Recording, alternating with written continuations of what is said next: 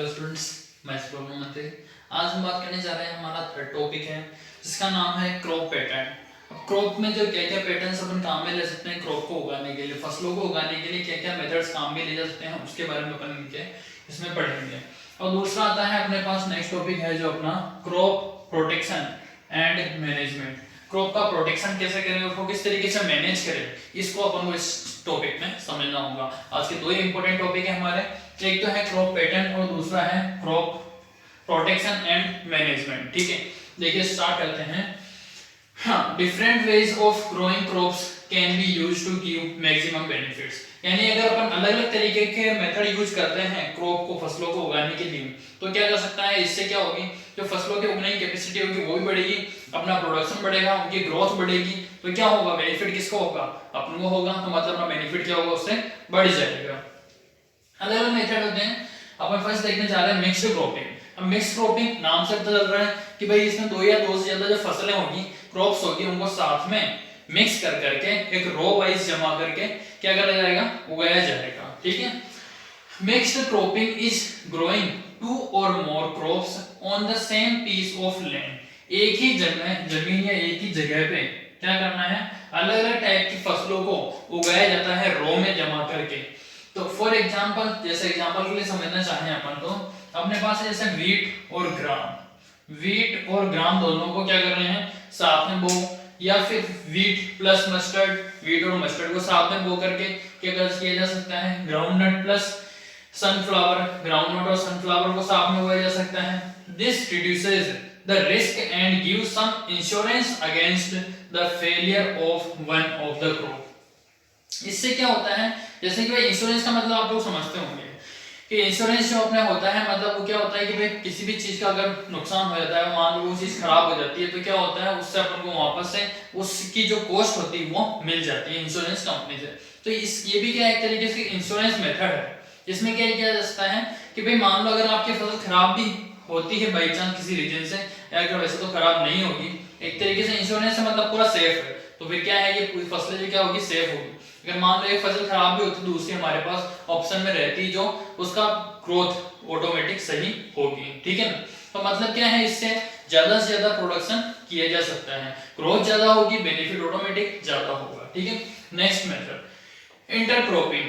Intercropping is two or more crops on the same field. इसमें भी क्या होता है, दो से ज्यादा फसलों को एक ही फील्ड या खेत में बोया जाता है। A few rows, इसमें क्या करती है, कुछ पंक्तियां बनाई जाती हैं, of one crop, एक की alternate with a few rows of second crop। For example देखिए, जैसे फर्स्ट क्रॉप की एक पंक्ति बना दी, फिर सेकंड वाली की, फिर आगे थर्ड वाली की, फिर वापस फर्स्ट सेकंड थर्ड, ऐसे तीन दो पंक्तियां बना कर क्या करा जाता है, फसलों को उगाया जाता है। जिससे क्या होता है, एक ही जगह पे पर्टिकुलर एक प्रकार के न्यूट्रिएंट्स की कमी नहीं होती है, और हमें जो बेनिफिट मिलता है वो भी क्या होता है, पहले जो नॉर्मल मिल रहा था उसका डबल हो जाता है। तो इससे दोनों तरफ से बेनिफिट अपन को होता है।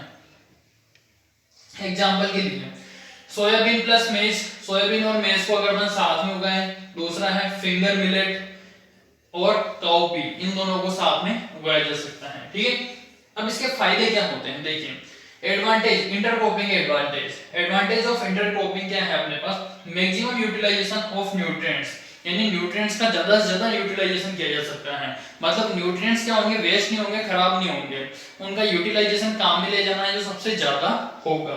दूसरी चीज प्रिवेंट पेस्ट एंड डिजीज, यानी कि क्या होता है, जो कीड़े वगैरह होते हैं उनसे क्या करते हैं, बचा के रखती है फसलों को। क्यों, क्योंकि क्या होती है, सारी फसलें क्या है, साथ में मिल करके हैं, तो सारी हमारे एक ही प्रकार की फसलों में कभी नहीं लगती हैं। तो ये फसलें ऑलरेडी दो तीन फसलें साथ में होती हैं, क्रॉप साथ में होती है, तो इनमें बीमारी होने के चांस और कम हो जाते हैं।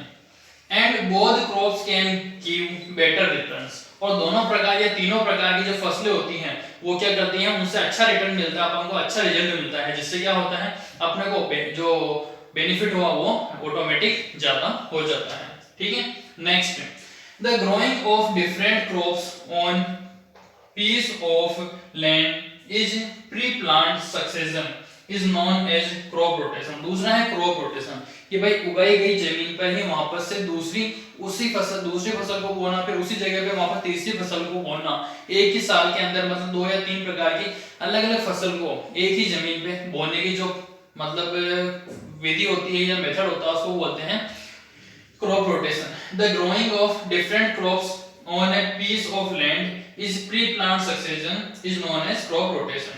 If crop rotation is done properly, अगर crop rotation किया जा सकता है, ये सही ढंग से अपन काम में ले रहे हैं इसको, तो then 2 or 3 crops can be grown in a year.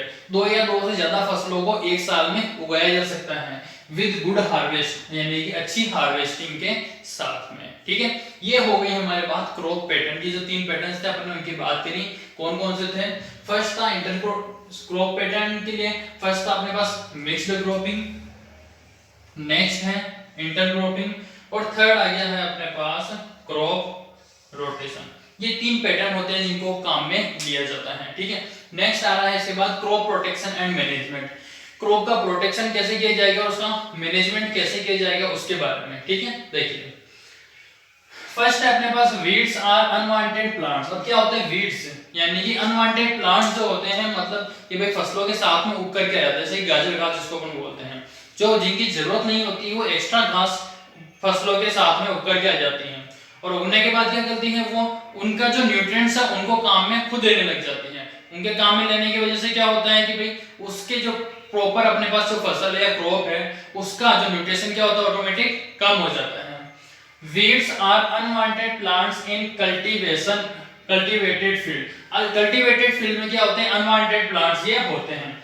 For example जेंथियम, पैराथेनियम, ये सब 2 एग्जांपल है। और भी इसके एग्जांपल्स थे, जैसे गाजर घास हो गई, पैराथेनियम को गाजर घास ही हिंदी में अपन बोलते हैं।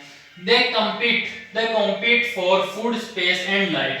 क्या करते हैं कि भाई कंपटीशन करते हैं किसके लिए, फूड स्पेस और लाइट के लिए। खाना जो क्रॉप को मिल रहा है उनसे उनका कंपटीशन मतलब उनसे खाना लेते हैं। स्पेस जगह चाहिए होती है इनको, लाइट जो मतलब सन से लाइट मिलने वाली है उसको लेंगे। तो and reduce the growth of crop, जो फसलें हैं उनकी ग्रोथ को क्या कर देगी पहले से कम कर देगी। तो इसमें क्या हो गया वहां पे सबको नुकसान हो गया है। Next insects pest attacks the plants in 3 ways. Insects होते हैं जो क्या करते हैं प्लांट पे 3 तरीके से अटैक करते हैं। कैसे, दे कट द रूट, यानी रूट को कट कर देते हैं, स्टेम को कट कर देते हैं, और लीव्स पत्तियों को खा जाते हैं, उनको नष्ट कर देते हैं। सेकंड है कि भाई दे सक द सेल सेप, यानी सेल में जो पाया जाने वाला लिक्विड होता है उसको पूरी तरीके से बाहर निकाल देते हैं, खत्म कर देते हैं।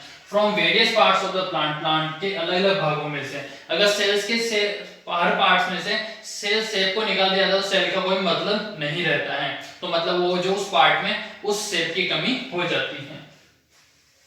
दे bore into stem and fruit, ये क्या कर जाते हैं फिर स्टेम और फ्रूट में जाकर के वहां पे मतलब फिक्स हो जाते हैं। ठीक है, तो क्या कर रहे हैं इंसेक्ट्स किसी भी पार्ट पे जाएंगे बॉडी के या प्लांट के, तो भी क्या करेंगे उसको नुकसान पहुंचाना शुरू कर देते हैं। Next and disease in plants caused by pathogens such as bacteria, fungi and viruses। दूसरे इस प्रकार के डिजीज जो होते हैं जो अलग अलग प्रकार के डिजीज फैलते हैं प्लांट्स में बैक्टीरिया, फंगी और वायरसेस के थ्रू, उनको उनसे भी प्रोटेक्शन की जरूरत है। मतलब अपन मेथड पढ़ रहे हैं किस किस तरीके से प्लांट्स को नुकसान हो रहा है। ठीक है ना। द यूज ऑफ पेस्टिसाइड, अब पेस्टिसाइड अलग अलग पेस्टिसाइड क्या है एक प्रकार का केमिकल है। केमिकल तो क्या करेगा, केमिकल ऑब्वियसली नुकसान पहुंचाएगा। अपन फर्टिलाइजर्स का भी यूज कम करने के लिए इसीलिए सलाह देते हैं ताकि कि प्लांट्स के अंदर केमिकल कम से कम जाए। ठीक है, the use of pesticide, herbicides and insecticides and fungicide, यानी इन सब के यूज से क्या होता है उनमें केमिकल्स चले जाते हैं। Excessive use of these chemical, ज्यादा यूज करना है केमिकल से क्या होता है क्रिएट प्रॉब्लम क्रिएट हो जाती है। ठीक है, and since they can be poisonous to many plants, और बहुत सारे प्लांट्स के लिए तो ये जहर का काम भी कर देते हैं।